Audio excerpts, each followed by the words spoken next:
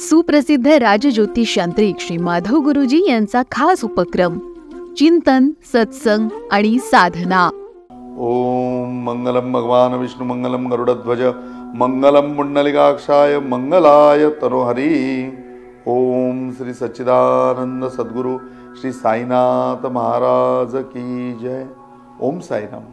आपण सगळे कृष्णधाम यात्रेमध्ये आहोत आणि द्वारकेमध्ये आपण सगळे आहोत. काल द्वारकेमध्ये पारिजातकाचं आगमन झालेलं आहे आणि पारिजातक वृक्ष द्वारकेमध्ये आल्यानंतर खरोखरी द्वारकेची शोभा वाढली.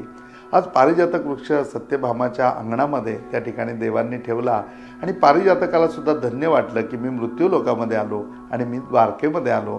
द्वारकेमध्ये आल्यानंतर पारिजातक खरोखरी आणखीन फुलला, त्याला आणखीन फुलं यायला लागली आणि अख्खी द्वारका जणू काही त्या वासाने महकून गेली. तो पूर्णपणे सगळीकडे पसरलेला सुगंध, तो दरवळत असलेला सुगंध द्वारकेचं आणखीन सौंदर्य वाढवत होता. आणि कुठेतरी देवाला आनंद झाला की इंद्राचं गर्वहरण झालं. आणि उद्धवजी आज मोठ्या प्रेमाने भगवान श्रीकृष्ण परमात्म्याला म्हणतात की खरंच नारद मुनी आले ते बरं झालं हो. नारद मुनी आले त्यावेळेला मला असं वाटलं की ते आले आणि आता काहीतरी देवा तुम्हाला रात्रंदिना आम्हा युद्धाचा प्रसंग जसं तसं तुमच्या आयुष्यामध्ये युद्ध काहीतरी येणार. आणि खरंच युद्ध आलं, पण ते तेवढं शांतपणे निघूनही गेलं आणि पारिजातक मात्र द्वारकेमध्ये आला. देवा तुमचा फायदा झाला आणि पारिजातक आल्यामुळे द्वारकेचाही फायदा झाला. आज द्वारका नगरीमध्ये जो वृक्ष आहे तो मृत्यू लोकामध्ये कुठेही नाही, हे द्वारकेचं एक वैशिष्ट्य वाढलं. आज द्वारकेच्या म्हणतात तसं की मुकुटामध्ये एक वेगळ्या प्रकारचं मोरपीस रोवलं गेलं की आज आमच्याकडे जे आहे, आज आमच्याकडे जो सन्मान आहे तेवढा मृत्यू लोकामध्ये कुणाकडे नाही. उद्धवजी या सगळ्या गोष्टीचा आनंद घेत होते आणि देवांना म्हणत होते की देवा खरंच आता द्वारकेमध्ये आलबेले, देवा तुमच्या जीवनामध्ये आलबेले. आणि देव त्यावेळेला सुद्धा हसत होते आणि इशाऱ्यानेच सांगत होते, डोळ्यांनीच खुणवत होते की जरा मागे वळून बघा. उद्धवजी आता कोण आलं म्हणून मागे वळून बघतात तर पुन्हा त्या ठिकाणी नारद मुनींचं आगमन झालं.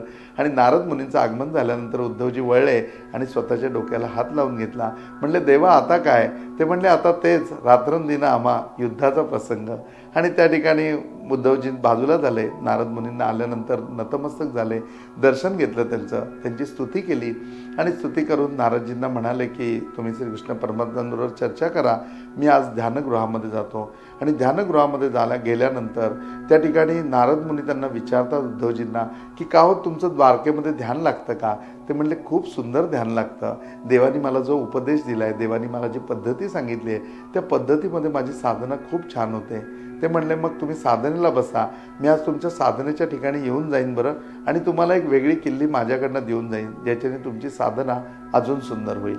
त्याप्रमाणे पूर्णपणे उद्धवजींना आनंद झाला. उद्धवजी आपल्या स्थानावरती निघून गेले आणि मग श्रीकृष्ण परमात्म्यांनी विचारलं की बाबा द्वारकेमध्ये सगळं अलबेल आहे ना? त्यावेळेला म्हणले हो हो द्वारकेमध्ये आहो, जिथे द्वारकाधीश तुम्ही आहात तिथे तुम्ही श्रीकृष्ण आहात, तिथे द्वारकेमध्ये काय अलबेल नसेल, सगळं काही अलबेलच आहे आणि सगळं काही अलबेलच असणार आहे. त्यांनी विचारलं स्वर्गलोकी सगळं अलबेल आहे का? ते म्हणले हो स्वर्गलोकी सगळं अलबेल आहे. आणि या इंद्राला एवढा गर्व झालेला होता त्या पारिजातकाचा आणि त्या ऐरावताचा, त्याचा ऐरावत सुद्धा मला खाली आणायचा आहे. त्यावेळेला श्रीकृष्ण परमात्मा म्हणले की ते राजे आहेत आणि त्यांच्या प्रति तो ऐरावत त्यांना तिथेच राहू दे. मुनी देवा मी तुमच्याकडनं त्यांच्या वतीनं माफी मागतो, पण तुम्ही आता इंद्राच्या मागे जाऊ नका, त्याचं गर्वहरण पूर्णपणे झालेलं आहे. तुम्हाला जर तसं वाटलंच तर मला सांगा. अजून दुसरी एक गोष्ट आहे की त्याच्याने आपण त्याचं गर्वहरण करू शकतो, पण आता ह्याच्या पलीकडे तुम्ही इंद्राला त्रास देऊ नका. भगवान श्रीकृष्ण परमात्म्यांनी विनंती केली. त्याला ते म्हणले त्याचा गर्व गेला आहे ना, मग ठीक आहे, मग देवा काही हरकत नाही, मी माझ्या शिष्याला भेटतो आणि निघून जातो. त्यावेळेला श्रीकृष्ण परमात्मा म्हणले बिलकुल तुम्ही तुमच्या शिष्याबरोबर ती गप्पा मारा आणि मी थोडा द्वारकेचा कारभार बघतो. देव द्वारकेचा कारभार बघण्याकरता निघून गेले आणि या ठिकाणी मग गुरु आपल्या शिष्याकडे निघालेले आहेत. सत्यभामाच्या दारामध्ये तो वृक्ष उभा आहे पारिजातक आणि नारद मुनींना तो वृक्ष बघून खूप आनंद झाला आहे. त्या वृक्षाला देखील नारद मुनींना बघून आनंद झाला आहे, कारण त्यांनी त्यांना स्वर्गलोकी बघितलं आहे. आणि आज मृत्यूलोकी द्वारकेमध्ये देवाच्या म्हणतात तसं कुशीमध्ये आणि देवाची पट्टराणी सत्यभामाच्या अंगणामध्ये त्या ठिकाणी पारिजातक ठेवलेला आहे. आज सत्यभामाचा महल हा सुद्धा द्वारकेमधला एक आकर्षणाचा बिंदू आहे आणि जो आकर्षणाचा बिंदू आहे त्या बिंदूमध्येच पूर्णपणे पारिजातकाला स्थान दिल्यामुळे पारिजातक सुद्धा खूप आनंदी आहे. आणि मृत्यू लोकामध्ये या ठिकाणी नारद मुनींना बघून पारिजातकाने सुद्धा काही फुलं त्यांच्या पायावरती सोडलेली आहेत. नारद मुनींनी त्याचा स्वीकार केला आणि सत्यभामा त्या ठिकाणी आली आणि सत्यभामाने मोठं वाजत गाजत सनई बोलवली आणि या ठिकाणी नारद मुनींना गृहप्रवेश दिला, घरामध्ये दारामध्ये घेतलं. त्या ठिकाणी पूर्णपणे त्यांचं औक्षण केलं आणि औक्षण केल्यानंतर एक सुंदर सोन्याचं कडं असं खूप काही वेगळ्या प्रकारे बनलेलं आहे, असं वेगवेगळी त्याच्यावरती नक्षी केलेली आहे. ते नारद मुनींना देऊ केलं, त्यांच्या हातामध्ये घातलं आणि इतकं सुंदर ते नारद मुनींच्या हातामध्ये दिसतंय की वा रे वा. आणि ते झाल्यानंतर ती म्हणली की मागच्या वेळेला तुम्ही आलात आणि तुम्ही माझ्या अगदी पूर्णपणे कान फुंकलेत. तुम्ही मला सांगितलं की खरोखरी त्या श्रीकृष्ण परमात्मा तुझ्याशी गोडगोड बोलतो, पण तसं नाहीये बरं. माझ्याकरता देव स्वर्गलोकामध्ये गेले. स्वर्गलोकामध्ये घेऊन त्या ठिकाणी पारिजातक वृक्ष घेतला आणि पारिजातक वृक्ष आणला आणि बघा माझ्या अंगणामध्ये लावलेला आहे. त्या पारिजातकाचा किती सुंदर सुगंध सुटलेला आहे आणि पारिजातक आज माझ्या दारामध्ये आहे. अहो नारद मुनी, तुम्ही माझे गुरु आहात आणि तुमची माझ्यावर किती मोठी कृपा आहे. पूर्ण मृत्यू लोकामध्ये जो वृक्ष नाही तो वृक्ष आज माझ्या अंगणामध्ये खेळतोय आणि तो माझ्या अंगणामध्ये वाढतोय. आणि हा फक्त माझ्या अंगणामध्ये, याच्या पुढे कुठे प्रचार होईल, याच्या पुढे पुढे हा वृक्ष जिथे जिथे जाईल तिथे प्रत्येक ठिकाणी माझं नाव राहील की हा सत्यभामाच्या अंगणामधला आहे, हा द्वारकेमधला आहे, हा कृष्णाच्या पट्टराणीच्या अंगणामधला आहे. हे सगळं ऐकल्यानंतर नारद मुनींचा चेहरा पुन्हा बारीक झाला. कारण सगळं काही अलबेल असेल तर नारदांचं तिथे काम काय. नारद नाखुश दिसत आहेत, नारद खुश झालेले नाही आहेत. हे विचारून सत्यभामा म्हणते, अहो तुमच्या स्वागतात काही कमतरता झाली का, माझ्याकडनं काही वेडावाकडा शब्द गेलाय का. अहो तुम्ही माझे लाडके गुरु आहात. एक वेळ श्रीकृष्ण परमात्मा माझ्यावर रागावले तर चालतील, परंतु तुम्ही रागावलेले चालणार नाही. तुम्ही मला सांगा ना की नक्की काय झालंय, कशामुळे तुम्ही असे मला की तसे दिसत नाहीत, आनंदी दिसत नाहीत. अहो तुमची शिष्या एवढी मोठी झाली आहे, तुमच्या शिष्याच्या दारामध्ये मृत्यू लोकामध्ये हा वृक्ष आलेला आहे जो फक्त तुमच्या शिष्याच्या दारामध्ये. असं असताना तुमच्या चेहऱ्यावरती आनंद का नाही, तुम्हाला कसलं दुःख आहे. त्यावेळेला ते म्हणले की सत्यभामा, तू खूप श्रीमंत आहेस. अगं तू सत्यजिताची मुलगी आहेस. अगं तुझा पूर्वजन्म किती महान आहे. तू स्वतः भूमातेचा अवतार आहेस. आणि असं सगळं असताना काय तुला सांगायचं की या श्रीकृष्ण परमात्म्याला तुझी काळजीच नाही आहे. तुझ्याबद्दल साधं प्रेम काय, ओलावा सुद्धा त्याच्या मनामध्ये नाही आहे. आणि तू माझ्यासारखी भोळीच आहेस ग. मीही भोळा आहे आणि तूही भोळी आहे. आता सत्यभामा एकीकडे पुन्हा लाल लाल व्हायला लागली की आता काय झालं, आता श्रीकृष्ण परमात्म्यांनी माझ्याबरोबर काय राजकारण केलं, कशा प्रकारे मला फसवतायत आणि नारद मुनी नक्की माझे पुन्हा काय डोळे उघडायला आलेत. आणि मग ती नारद मुनींना विचारते की नाही मला सांगा. त्यावेळेला ते म्हणले की सत्यभामा किती वेडी आहेस तू. अगं किती आंधळा विश्वास पतीवर ठेवतेस. संसारामध्ये असा विश्वास ठेवणं बरं नाही बरं. संसारामध्ये जागृत असायला पाहिजे, संसारामध्ये सावध असायला पाहिजे. नवऱ्यावरती बायको म्हणल्यानंतर बारीक लक्ष असायला पाहिजे.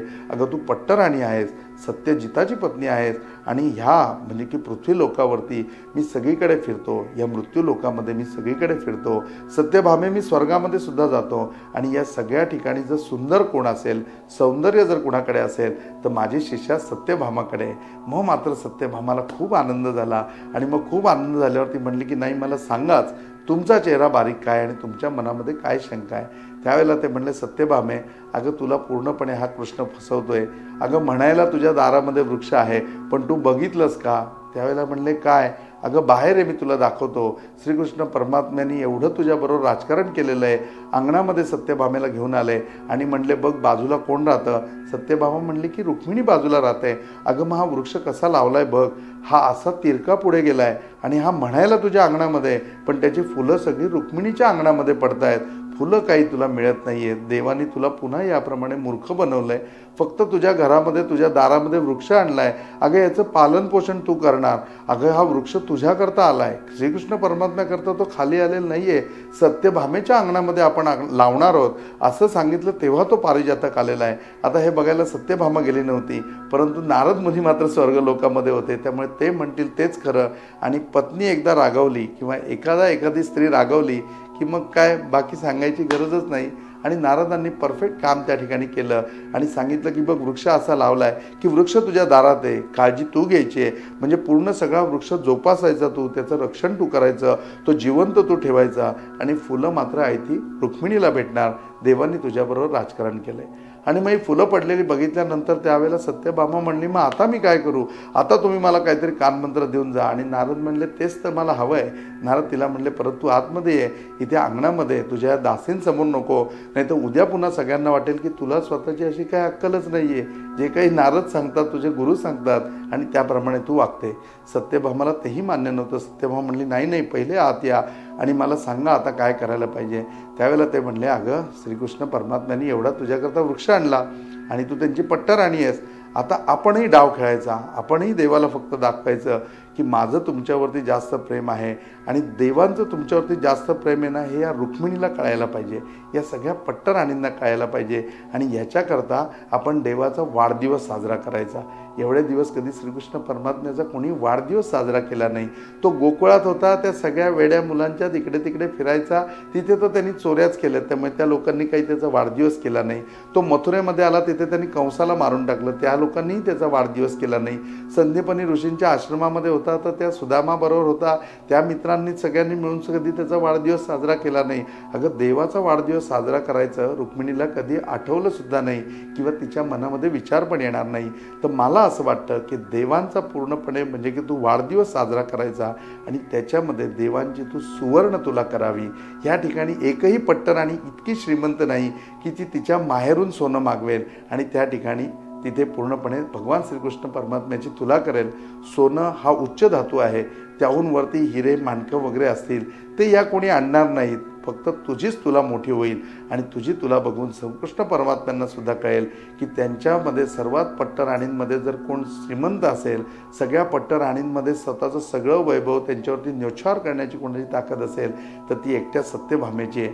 आणि मग सत्यभामा अशी ताट ताट ताट होत गेली, तिचा चेहरा फुलत गेला आणि आज सत्यभामाने ओळखलं की श्रीकृष्ण परमात्म्यांच्या बरोबर अशीच चाल करायला पाहिजे की त्यांचा आपल्यावरच जास्त प्रेम आहे हे दाखवून देण्याकरता त्यांच्या वाढदिवसाचा आपण घाट घातला पाहिजे आणि त्याच्यामध्ये भगवान श्रीकृष्ण परमात्म्यांची आपण तुला करायला पाहिजे. इकडे नारदांनी हे सगळं सांगत असताना नारद तहानभूक विसरलेले होते, सत्यभामा तहानभूक विसरलेली होती आणि मग अशा सगळ्या गोष्टी पेरून वाढदिवसाचा कुठेतरी चांगला कार्यक्रम देवाचा ठेवला आणि त्या ठिकाणी पूर्णपणे नारद मुनी अंतर्धान पावले.